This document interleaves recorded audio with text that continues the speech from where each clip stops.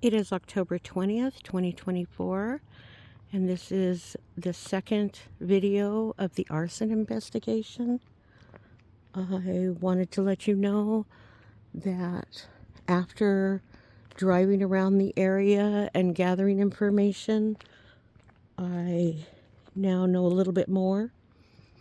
So it was houses that were burnt down, and lucky they were uninhabited houses. But the fire was started in 3 different places, the last fire. And that the person who owned the buildings felt that 3 people had been involved. But when I talked to people, like in the stores and on the street, they all seemed to think it was this homeless girl. Calling the fire department, they did not feel that they had caught the person who had done it. But according to everybody that I talked to that isn't involved in the investigation, they seem to feel that the person has been caught. So let's take a look at the person that they think did it. Now, the first time I met this girl, she was young, beautiful. She had just run away from home. She was living with this guy that she didn't think really wanted her around. And so she was hitchhiking to the Tri-Cities to find a place to live, basically. Because after she ran away from home to be with this guy, her parents were giving her a little tough love.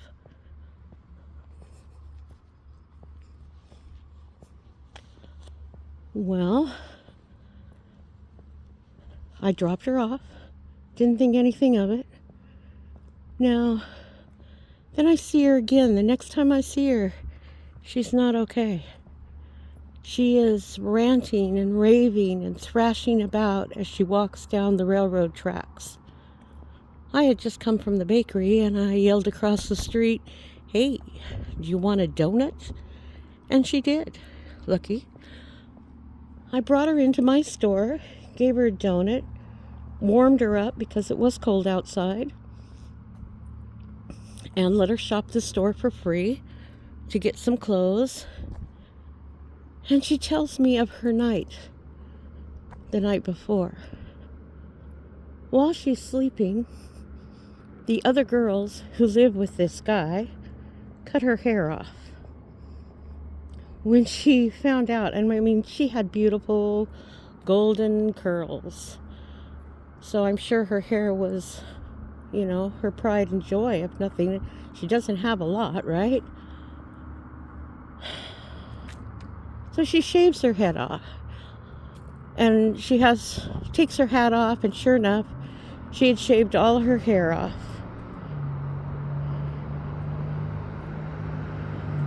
She's not okay.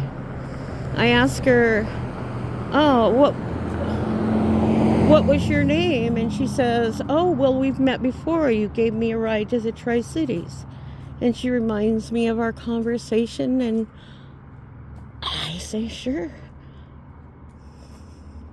I do remember you." Well, apparently, this guy that she was living with, that she ran away for, is not a good guy. I don't know what's going on with this guy. But she stayed at his house. Her hair was shaved off. Now she's walking down the street. It's winter. She has nothing, and she's upset. This is the person that they have decided did these arsons. And I kind of think it's possible because she tells me the night before she called this man out of his house. I don't know if they had some kind of dalliance or what, But she calls this man out of his house, and he denies knowing her, and she breaks his windows. They call the cops, but the cops don't arrest her. He doesn't want to press charges. He just wants her to move on down the road. Well, of course he does, right? So here this girl is. She was living at home. Beautiful girl. Seemed to think, she's young. She doesn't have any life skills. This guy convinces her to run away. And now she's lost, basically. Everybody thinks she's schizophrenic. I think it's probably more, I don't have a warm place to stay. I'm not eating right. I'm taking drugs on an empty stomach. I mean, let's face it. One bad encounter can just destroy your whole life. Do I think she burnt these buildings down? It's possible. It's possible. But I just don't know. I'm going to keep looking into it. We'll know. We'll know soon.